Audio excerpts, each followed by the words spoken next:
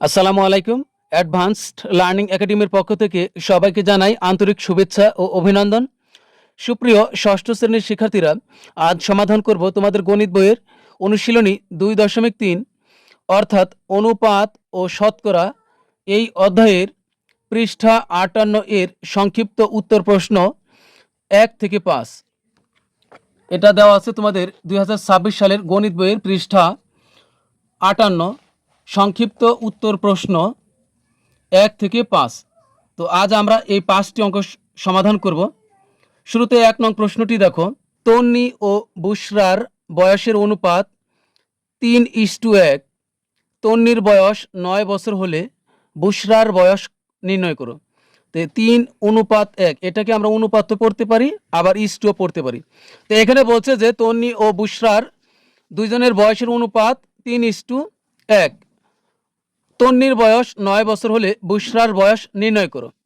তো এখানে প্রথমে কার নাম আছে? তন্নি। তাহলে এই তন্নির অনুপাত হবে 3 আর বুশরার হবে এখানে 1। তো চলো এখন আমরা 1 নং অঙ্কটি সমাধান করি।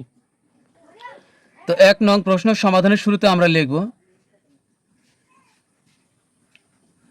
তন্নির বয়স ইস্টু, অথবা এটাকে তুমি অনুপাতও পড়তে পারবে। তন্নির বয়স ইস্টু বুশরার বয়স।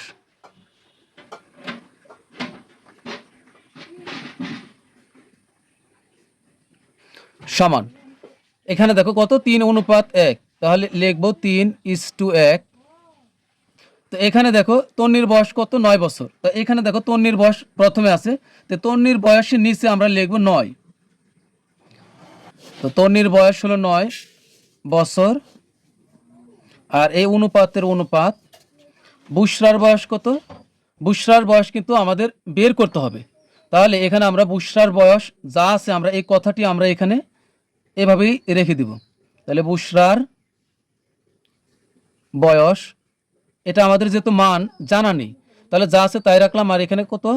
3:1। তো এখন আমরা জানি এই অনুপাতকে কিন্তু আমরা ভাগ আকারে লিখতে পারি।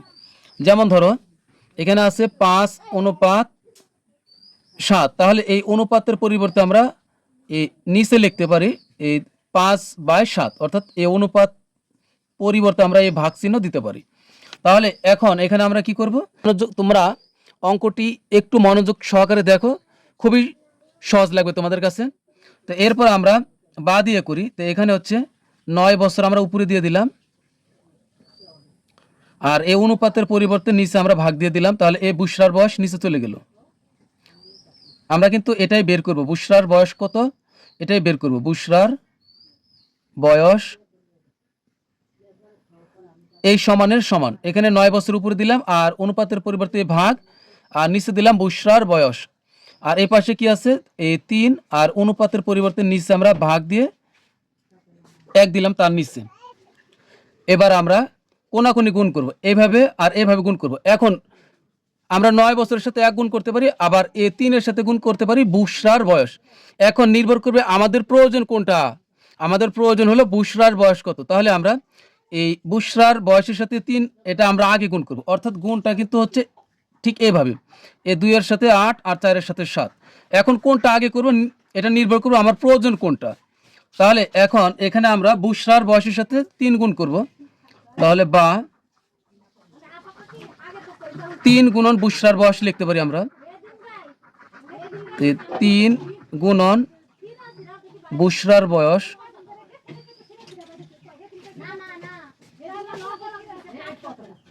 সমান, আর এর পাশে যাবে 9 বছর গুণন 1। তাহলে এখানে হবে 9 বছর গুণন হবে এই 1।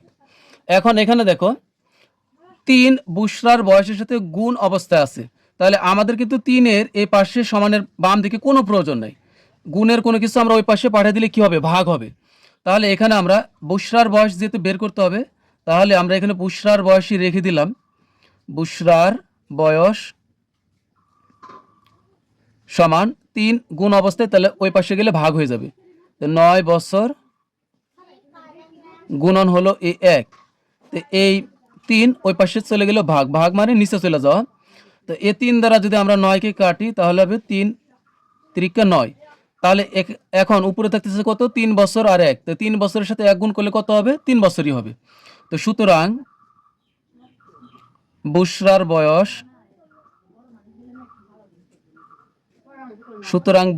বয়স কত হলো, 3 আর 1 গুণ করলে 3 একে 3 বছর। তাহলে এটাই কিন্তু আমাদের উত্তর। তো আমরা লিখব সুতরাং বুশরার বয়স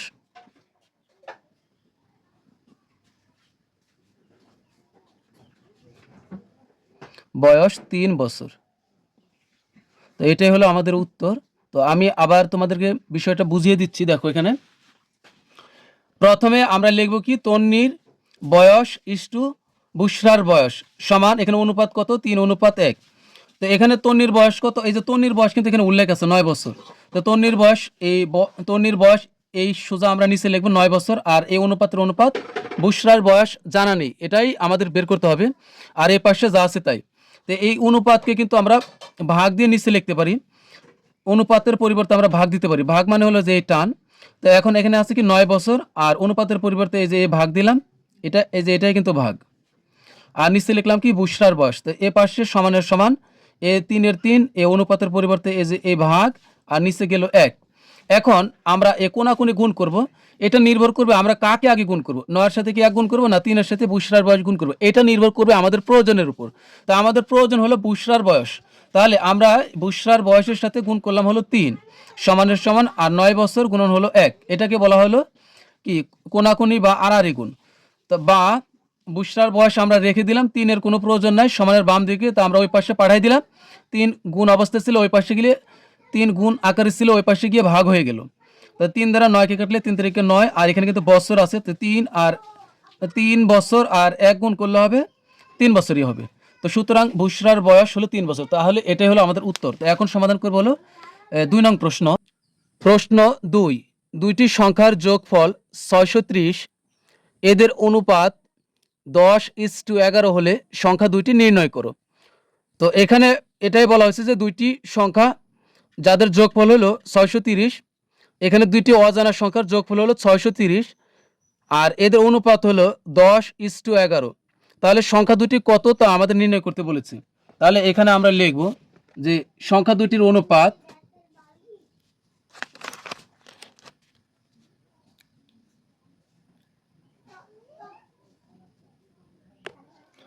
তো 2 নং প্রশ্ন সমাধানের শুরুতে আমরা লিখব যে দুটি সংখ্যার অনুপাত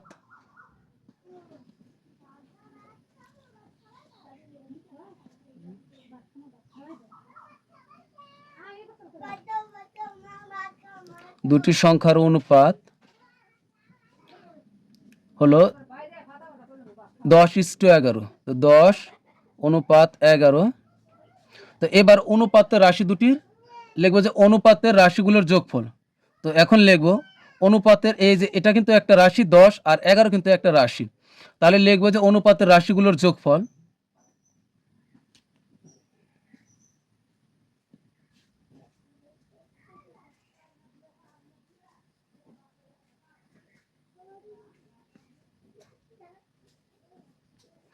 অনুপাতের রাশিগুলোর যোগফল সমান হবে কত, 10 যোগ হলো 11, তাহলে এখানে হবে কত, 21। তাহলে এখন লিখব সুতরাং প্রথম সংখ্যাটি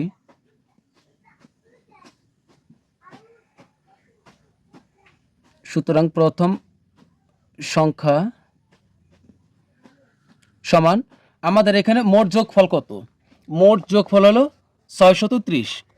এই নিয়মে কিন্তু আমাদের অনেক অঙ্কই সমাধান করতে হবে। তো প্রথম সংখ্যা হলো 630, এর সাথে আমরা গুণ দিয়ে এই যে যোগফল 21 আমরা এটা নিচে লিখব, আর প্রথম সংখ্যার অনুপাত কত আসলো, ওই 10, এই 10টা আমরা উপরে লিখব, আর 21টা লিখবো নিচে। যোগফল আমরা নিচে লিখবো, আর প্রথম অনুপাত কত ছিল, এই যে প্রথম সংখ্যার এখানে দুটি সংখ্যার, তার মধ্যে প্রথমটা হলো 10 আর দ্বিতীয়টার অনুপাত হলো 11। তাহলে আমরা এই প্রথমটার বেলায় 10 উপরে লিখবো, আর 21 কিন্তু সবসময় নিচে থাকবে। তাহলে এই 21 দ্বারা যদি আমরা 63কে কাটি, তাহলে হবে 3 21 হলো 63, আর এখানে 0 অবশিষ্ট রইল, তাহলে হলো 30। এই 30-এর সাথে 10 গুণ করলে হবে, এই যে এখানে কিন্তু যেহেতু গুণ আছে তাহলে 30 আর 10 গুণ করলে হবে 300, তাহলে হবে এই সমান হবে 300। তো এটা কিন্তু আমাদের এই একটি উত্তর হলো। তো এরপর লিখবো সুতরাং দ্বিতীয় সংখ্যা,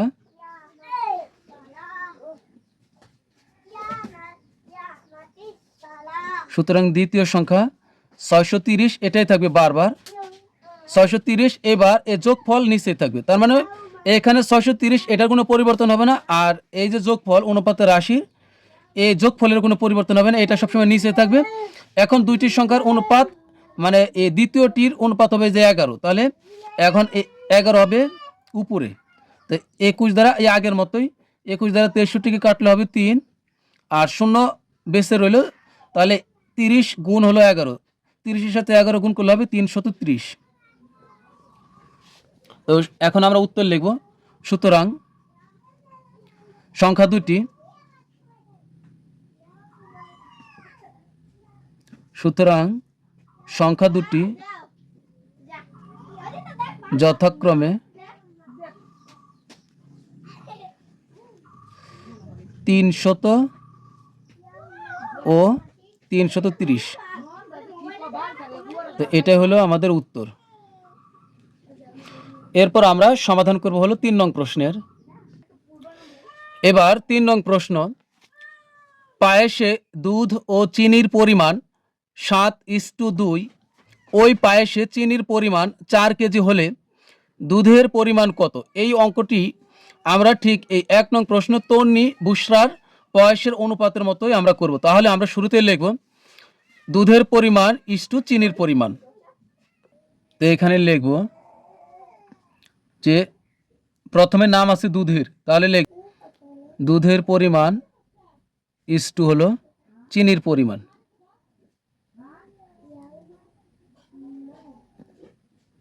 চিনির পরিমাণ সমান কত?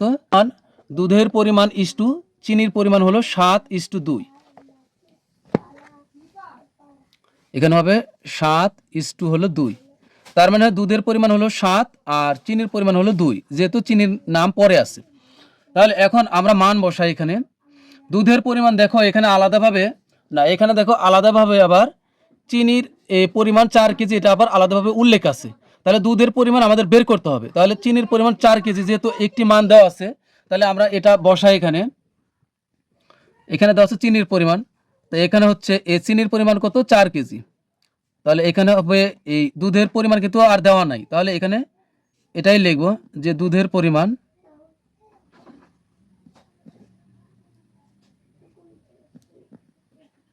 আর এখানে চিনির পরিমাণ হলো 4 কেজি, তাহলে 4 কেজি আর সমান এখানে যা আছে আপাতত তাই রাখলাম 7:2। এবার এই অনুপাতের পরিবর্তে আমরা ভাগ দিব, তাহলে এখন এখানে বা দিয়ে লিখব যে বা দুধের পরিমাণ আর এই অনুপাতের বা ইস্টুর পরিবর্তে আমরা এই ভাগ দিলাম, এই যে এই ভাগ, আর 4 কেজি আমরা নিচে লিখব, তাহলে এখানে হবে 4 কেজি আর এই সমানের সমান। তাহলে এখানে কত হবে? 7 আর অনুপাতের পরিবর্তে ভাগ, নিচে হলো 2, অর্থাৎ 7/2। তো এখন আমরা আড়াআড়ি গুণ করব, দুধের পরিমাণের সাথে 2 গুণ হবে আর 7-এর সাথে গুণ হবে 4 কেজি। এখন কাকে আমরা আগে গুণ করব? এখানে আমাদের প্রশ্নে দরকার হলো যে আমাদের প্রশ্নে দেখো কি চাইছে, প্রশ্নে চাইছে দুধের পরিমাণ কত। তাহলে আমরা দুধের পরিমাণ এটা আমরা আগে লিখব, তাহলে দুধের পরিমাণ গুণ হবে 2 এইভাবে। তো বা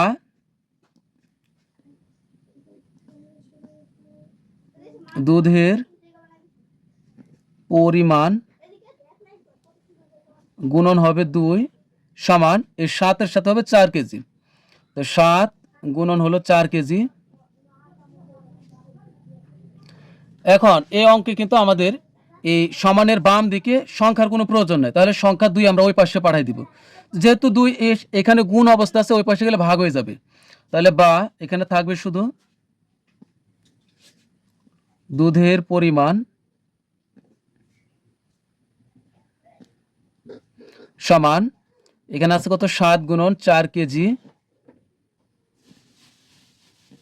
তাহলে এই 2 গুণ অবস্থা আছে, ওই পার গেলে ভাগ হয়ে গেল। তো এই 2 দ্বারা যদি আমরা এই 4কে কাটি তাহলে হবে 2। তাহলে এখন এই বাকি থাকতেছে উপরে 7 গুণন এই 2 কেজি। তাহলে সুতরাং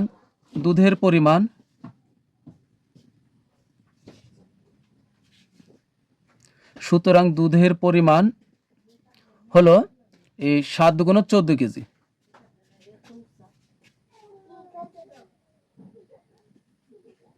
তো একবারই লিখলাম, এটাই আমাদের উত্তর। এরপর আমরা সমাধান করব হলো 4 নং প্রশ্নের।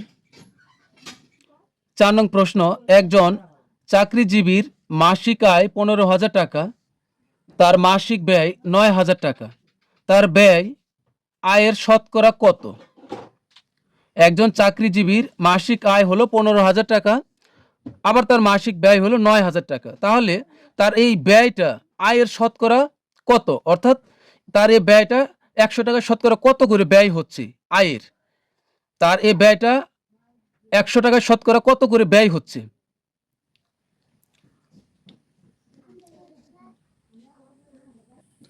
তো 4 নং প্রশ্ন সমাধানের শুরুতে আমরা এখানে আগে পরিচয় করায় দিব যে এখানে মাসিক আয়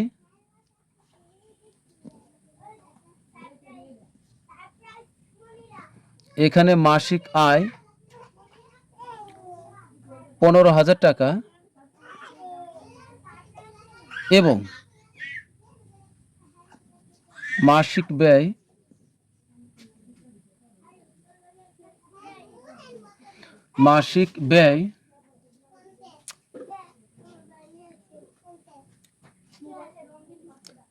মাসিক ব্যয় এখানে অন্তস্থ হবে, আকার হবে না। মাসিক ব্যয় হলো 9,000 টাকা।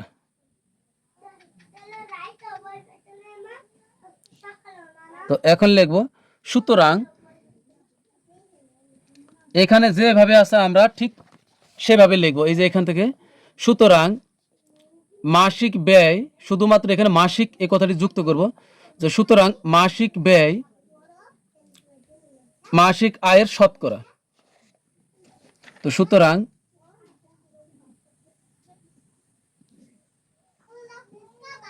মাসিক ব্যয়, এরপর কমা, মাসিক আয়ের শতকরা।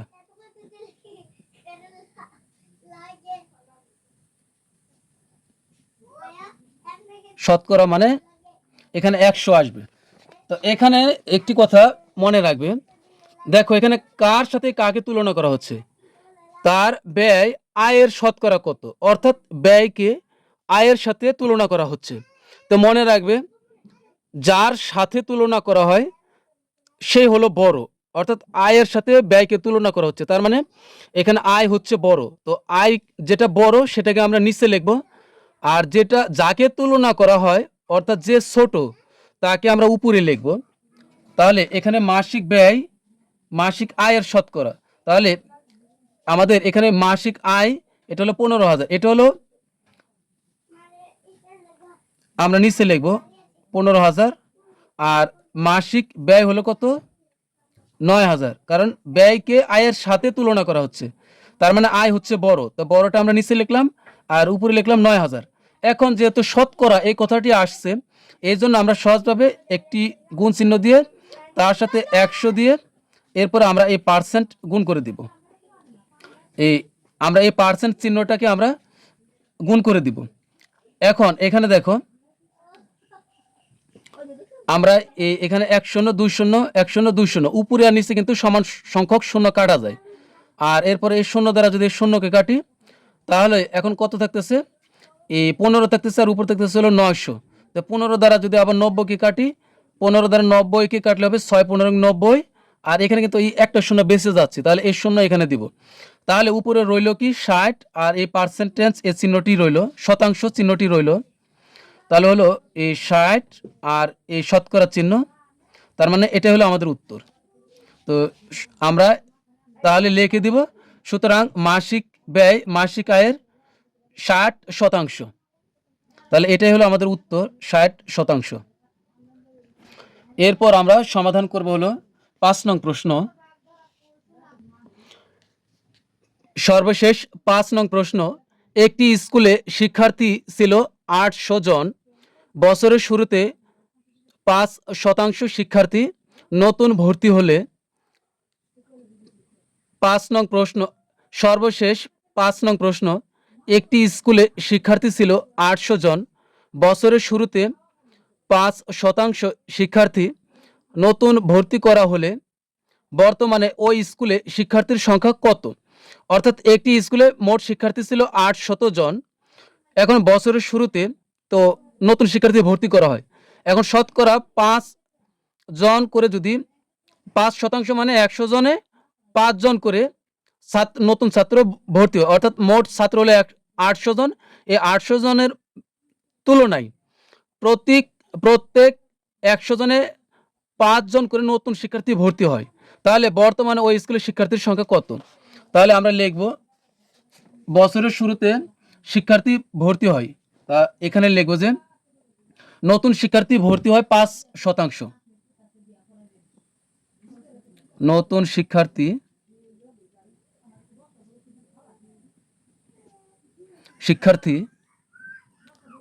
ভর্তি হয়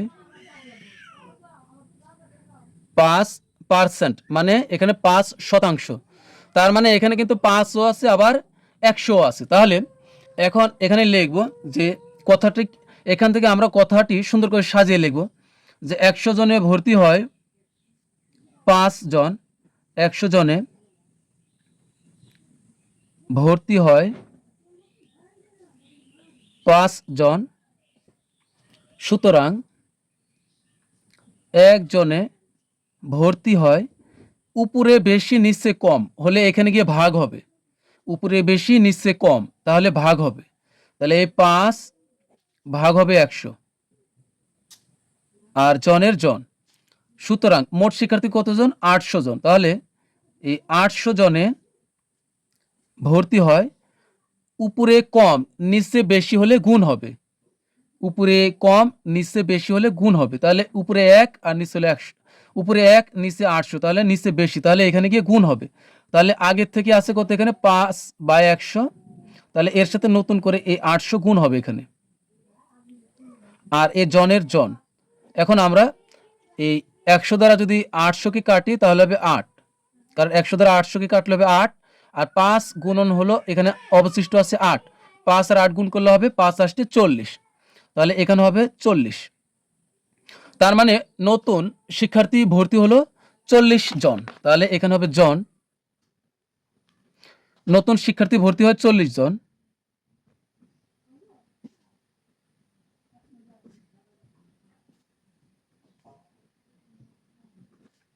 শিক্ষার্থী ভর্তি হয় 40 জন, তাহলে বর্তমানে শিক্ষার্থীর সংখ্যা কত হবে? সুতরাং বর্তমানে শিক্ষার্থীর সংখ্যা, সুতরাং বর্তমানে